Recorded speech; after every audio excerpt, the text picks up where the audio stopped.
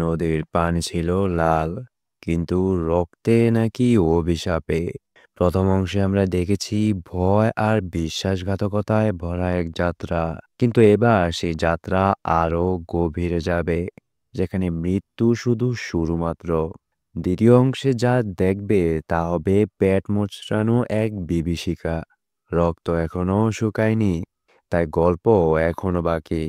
তোমরা দেখছো মিকা স্টুডিও। তাহলে চলো রক্ত নদীর অন্ধকারে আরেকবার ডুব দেই। দেখা যায় গুহার মধ্যে রিচিকে খুঁজে পাওয়া গেছে।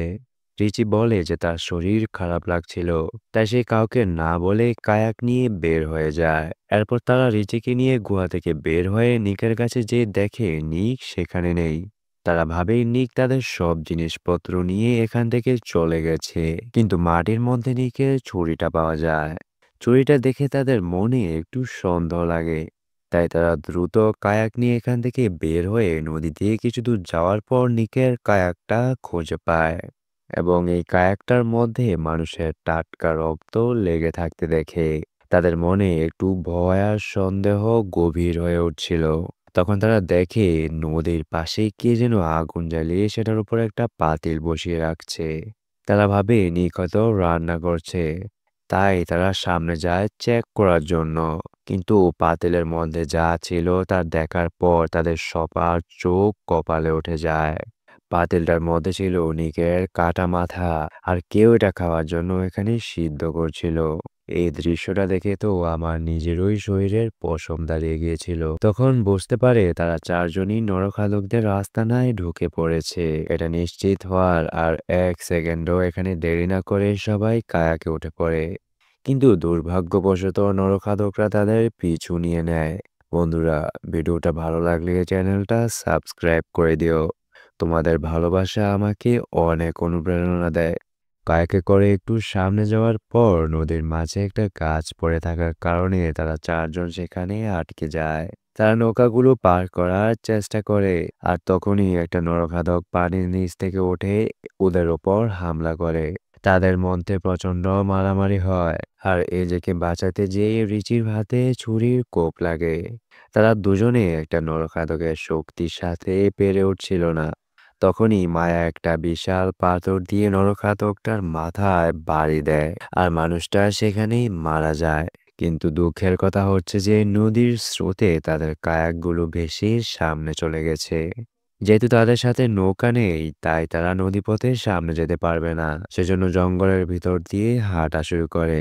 হাঁটতে হাঁটতে একসময় জঙ্গলের রাত নেমে আসে।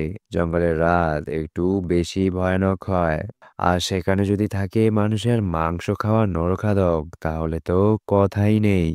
রাত্রে যেহেতু জঙ্গলে হাঁটতে পারবে না, তাই তারা সিদ্ধান্ত নেয় একটা জায়গায় বসে রাত পার করবে।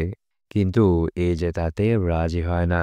সে বলে এদিকে বসলে আমাদের ওরা ধরে ফেলবে।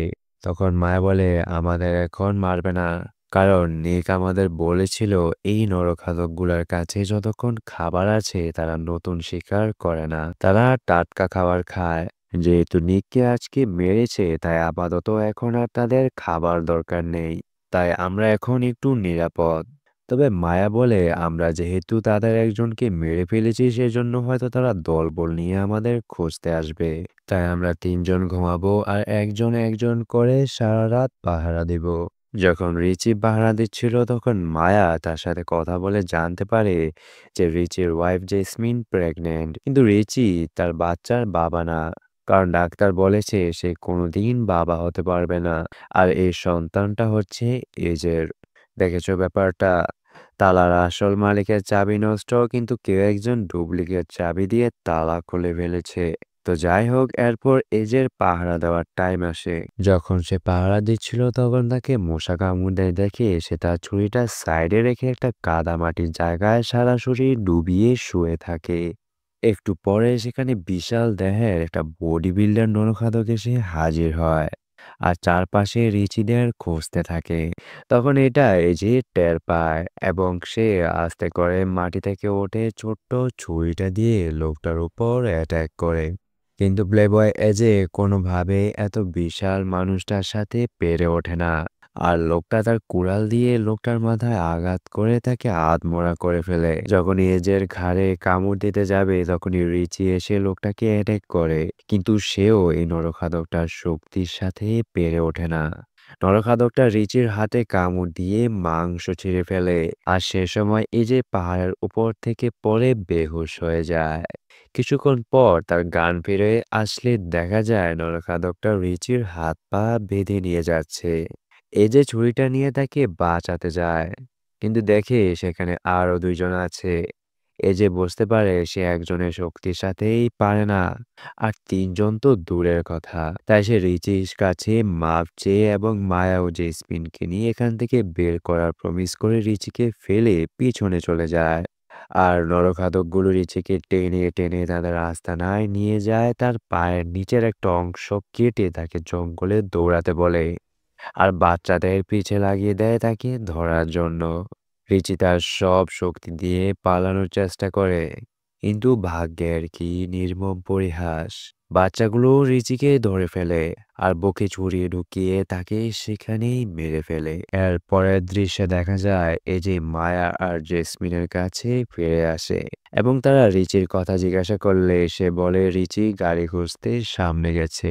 জেসমিন এজের কথা বিশ্বাস করে না, কিন্তু এজের কাছে মিথ্যা বলা ছাড়া আর কোনো উপায় নেই, কারণ রিচি মারা গেছে শুনলে তারা সহ্য করতে পারবে না। তখন আবার বাকি তিনজন জঙ্গল দিয়ে হাঁটা শুরু করে। হঠাৎ করে মাটির নিচে পেতে রাখা একটি ফাঁদে জেসমিন পড়ে যায়, আর তার কাঁধের ভিতর ধারালো বর্ষা আটকে থাকে। জেসমিন ব্যথায় চিল্লাতে থাকে, তখন মায়া এজের হেল্প নিয়ে নিচে নেমে জেসমিনকে বের করে আনে।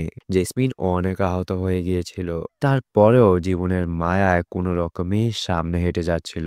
জঙ্গলের ভিতরে নদীর পাশে হাঁটার সময় তারা একটি কায়াক খুঁজে পায়, আর তিনজনই এটাতে ওঠে নদী দিয়ে সামনে যেতে থাকে। কিছুক্ষণ পর তারা একটা নিরিবিলি জায়গায় চলে আসে।